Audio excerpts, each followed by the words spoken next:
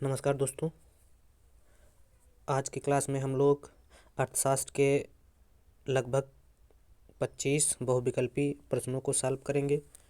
जो प्रश्न मुख्य रूप से टीजीटी, पीजीटी, एलटी एवं यूजीसी नेट के लिए बहुत महत्वपूर्ण हैं। तो चलिए आज की क्लास स्टार्ट करते हैं। पहला क्वेश्चन, भारत में अधिकतम संख्या में व्यक्ति कार्यरत हैं। किस क्षेत्र में अधिकतम संख्या में व्यक्ति कार्यरत हैं? तो पहले तो जान लेते हैं, अर्थव्यवस्था को प्राथमिक, द्वितीयक एवं तृतीयक 3 क्षेत्रों में विभाजित किया गया है। तो इसमें प्राथमिक क्षेत्र में मुख्य रूप से वे क्षेत्र आते हैं जिनका संबंध प्रकृति से होता है, जैसे कृषि, मुर्गी पालन, मछली पालन, खनन आदि को प्राकृतिक क्षेत्र में रखा जाता है। विनिर्माण से संबंधित सारे क्षेत्र जो हैं द्वितीय क्षेत्र में आते हैं एवं समस्त सेवा क्षेत्र तृतीय क्षेत्र में आते हैं। तो वर्तमान में अगर देखा जाए तो प्राथमिक क्षेत्र में सबसे ज़्यादा व्यक्तियों को रोजगार मिला हुआ है। और अगर इन तीनों क्षेत्रों में अर्थव्यवस्था में इनका कितना योगदान है या किसका सबसे ज़्यादा है, तो अर्थव्यवस्था में सबसे ज़्यादा योगदान तृतीय क्षेत्र का है। तो इस प्रकार से इस पहले क्वेश्चन का आंसर सी होगा, प्राथमिक क्षेत्र। अगला क्वेश्चन, एक अपवाद वाला मांग वक्र वह है जिसकी ढाल एक्स अक्ष से क्षैतिज होती है, बाईं ओर उठती हुई होती है, दाईं ओर गिरती हुई होती है, दाईं ओर उठती हुई होती है। तो एक अपवाद वाला मांग वक्र वह वक्र होता है जिसकी ढाल दाईं ओर उठती हुई होती है। तो 2 नंबर क्वेश्चन का आंसर डी होगा। अगला क्वेश्चन, निम्न में से किसे रूपांतरण वक्र द्वारा व्यक्त नहीं किया जा सकता? ए दुर्लभता को, बी चुनाव को, सी साधन कीमत को, डी अवसर लागत को। तो साधन कीमत को रूपांतरण वक्र द्वारा व्यक्त नहीं किया जा सकता।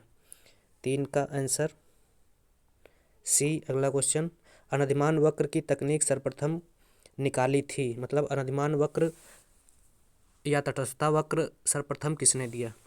ए एजवर्थ ने, बी सैमुअल्सन ने, सी हिक्स ने, डी मार्शल ने। तो तटस्थता वक्र, इंडिफरेंस कर्व या अनधिमान वक्र या उदासीनता वक्र को सर्वप्रथम एजवर्थ ने दिया।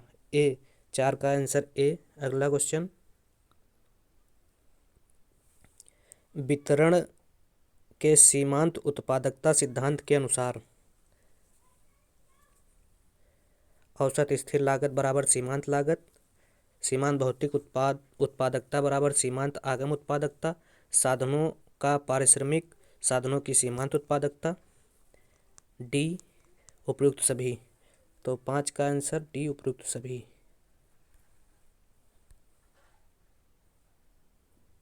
अगला क्वेश्चन, वीएमपी परिभाषित किया जाता है। वीएमपी बराबर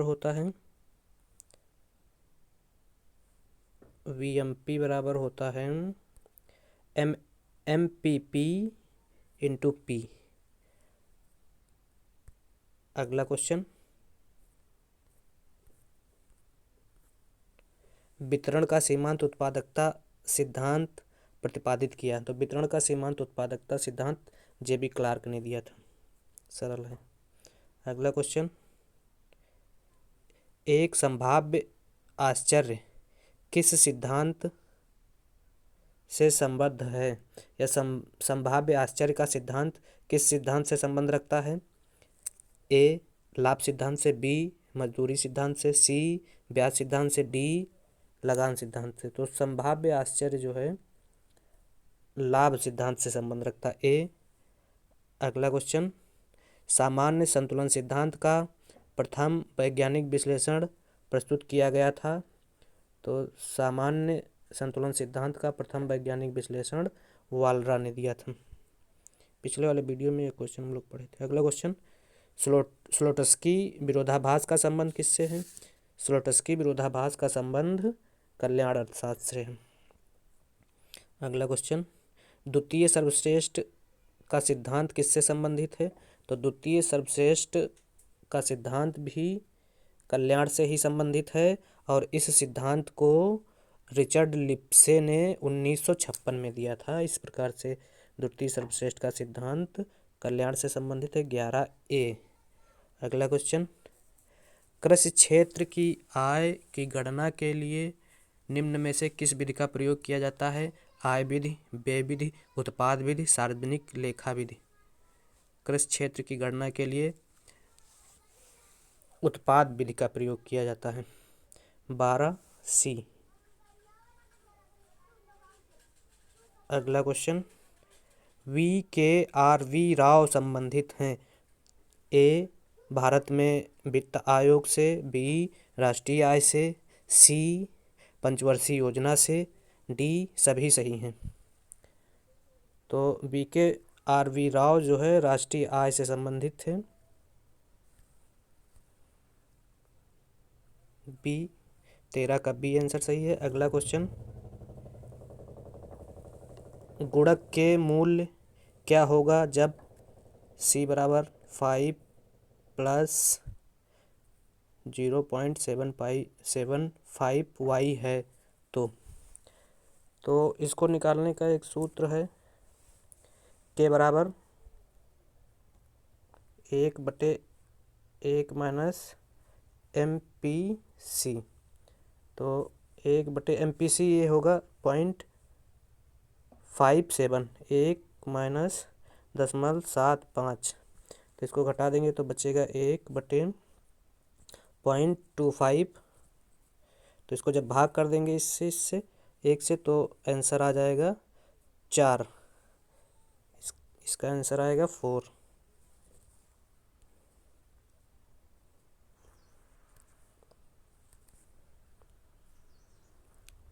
अगला क्वेश्चन, पूर्ति अपनी मांग स्वतः उत्पन्न कर लेती है कथन है?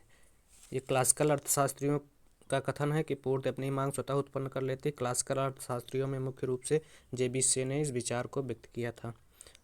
अगला क्वेश्चन, अन्य चीज़ें स्थिर रहने पर बैंक दर में वृद्धि का तात्पर्य है? अगर बैंक दर बढ़ेगी तो निजी निवेश में कमी आएगी।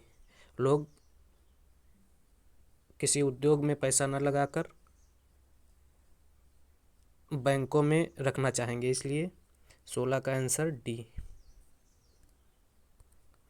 अगला क्वेश्चन, आनुपातिक उपभोग फलन में A उपभोग की औसत प्रवृत्ति स्थिर होती है, B उपभोग की सीमांत प्रवृत्ति स्थिर होती है, C दोनों का मान बराबर होता है। तो इसका आंसर होगा C, दोनों का मान बराबर होता है। अगला क्वेश्चन, भारतीय रिजर्व बैंक का राष्ट्रीयकरण हुआ? तो भारतीय रिजर्व बैंक का राष्ट्रीयकरण 1949 में किया गया और स्थापना, भारतीय रिजर्व बैंक की स्थापना किस वर्ष में पारित अधिनियम के तहत हुई? तो 1934 में पारित अधिनियम के तहत की गई भारतीय रिजर्व बैंक की स्थापना। भारतीय रिजर्व बैंक की स्थापना के लिए मुख्य रूप से एंग हिल्टन समिति ने सिफारिश की थी और उनकी सिफारिश को मानते हुए 1934 में अधिनियम पारित किया गया और 1 अप्रैल 1935 से RBI ने अपना कार्य प्रारंभ किया तथा 1949 में क्या किया गया? RBI का राष्ट्रीयकरण कर दिया गया। अगला क्वेश्चन, RBI का लेखा वर्ष, बढ़िया क्वेश्चन है। RBI का लेखा वर्ष 1 अप्रैल से 31 मार्च। अच्छा, अभी जुलाई 2020 से 31 मार्च 2021 तक 9 माह का RBI का लेखा वर्ष होने के बाद RBI के लेखा में परिवर्तन किया गया है और लेखा वर्ष 1 अप्रैल से वित्तीय वर्ष की भांति चालू कर दिया गया है। 1 अप्रैल से 31 मार्च तक चालू कर दिया गया है। RBI के लेखा वर्ष में परिवर्तन के लिए बिमल जालान समिति बनी थी, जिस समिति ने RBI का लेखा वर्ष में परिवर्तन की बात कही थी। तो इस प्रकार से RBI का लेखा वर्ष 1 अप्रैल से 31 मार्च, ए इसका आंसर होगा। अगला क्वेश्चन, ट्राइसेम ट्राइसेम योजना किससे संबंधित है? ट्राइसेम योजना 1979 में ग्रामीण युवा रोजगार के लिए चलाई गई थी। तो यह योजना ग्रामीण युवा रोजगार देने के लिए समर्पित है। अगला, मौसमी बेरोजगारी मुख्यतः पाई जाती है। ए निजी क्षेत्र में, बी कृषि क्षेत्र में, सी बैंकों में, डी सार्वजनिक क्षेत्र में। तो मौसमी बेरोजगारी कृषि क्षेत्र में पाई जाती है। अगला क्वेश्चन, IRDP योजना शुरू की गई। IRDP योजना छठी पंचवर्षीय योजना के दौरान शुरू की गई। अगला क्वेश्चन, निम्न में प्रदर्शित इस आरेख में क्या प्रदर्शित किया गया है? तो इस आरेख में मार्शल का आंशिक संतुलन प्रदर्शित किया गया है। सी, इसका आंसर सी होगा। अगला क्वेश्चन, वर्तमान में विनिर्माण क्षेत्र में लघु इकाइयों के लिए निवेश की सीमा निर्धारित है। वर्तमान में 2020 में MSME की नई परिभाषा दी गई और उस परिभाषा के अनुसार क्या किया गया? लघु, सूक्ष्म एवं मध्यम उद्योग को उनके निवेश और टर्नओवर के आधार पर विभाजित कर दिया गया, जिसमें सेवा क्षेत्र एवं निर्माण क्षेत्र को दोनों को रखा गया। तो उसमें सूक्ष्म उद्योग की परिभाषा में अगर निवेश की बात की जाए तो 1 करोड़ के निवेश की बात की गई और 5 करोड़ के टर्नओवर की बात की गई। अगर 1 करोड़ तक का निवेश हो रहा है और 5 करोड़ तक का टर्नओवर हो रहा है तो उसे सूक्ष्म उद्योग कहेंगे। लघु उद्योग में क्या बताया गया? लघु उद्योग में अगर 10 करोड़ तक का टर्नओवर हो रहा है और 50 करोड़ का निवेश हो रहा है तो उसे लघु उद्योग कहेंगे। इसी प्रकार से मध्यम उद्योग में क्या बताया गया? किसे मध्यम उद्योग कहेंगे? उसमें बताया गया 50 करोड़ का टर्नओवर और 50 करोड़ का निवेश और 250 करोड़ का टर्नओवर होना चाहिए, तो उसे मध्यम उद्योग कहेंगे। ये MSME की नई परिभाषा। इस परिभाषा के अनुसार सूक्ष्म, लघु एवं मध्यम उद्योगों को विभाजित किया गया। ये सूक्ष्म उद्योग हो जाएंगे, मतलब 1 करोड़ का निवेश, 5 करोड़ का टर्नओवर। ये हो जाएंगे मध्यम उद्योग, 10 करोड़ का निवेश, 50 करोड़ का टर्नओवर। ये हो जाएंगे 10 करोड़ का निवेश, 50 करोड़ का टर्नओवर लघु उद्योग, और मध्यम हो जाएंगे 50 करोड़ का निवेश और 250 करोड़ का टर्नओवर। तो इसका आंसर, ये पुराना क्वेश्चन है, पुरानी परिभाषा 2006 के अनुसार 10 करोड़ का टर्नओवर होगा, नहीं 2 करोड़ का निवेश होगा, 2 करोड़ का निवेश। अगला क्वेश्चन,